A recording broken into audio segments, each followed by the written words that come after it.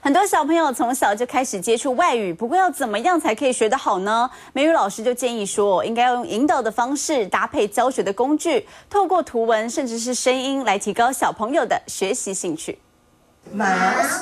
看着图片就能念出英文来，小朋友跟着老师不断复诵单字，点到什么动物就能直觉反应念出来。想要达到这样的学习效果，美语老师说，引导式的教学很重要。点到了字，然后他就会觉得，dolphin。好，dolphin好可爱哦，然后马上去听他的声音，然后这时候呢，我觉得，孩子就会记住比较快。翻开书本，大大的图片就先吸引小朋友目光，用笔轻轻一点，除了发音之外，竟能还能听到动物的叫声，就像是在玩游戏一样，和小朋友轻松互动，在无形之中也能把单字牢牢记住。我觉得点读笔的方式的话，对孩子来讲是他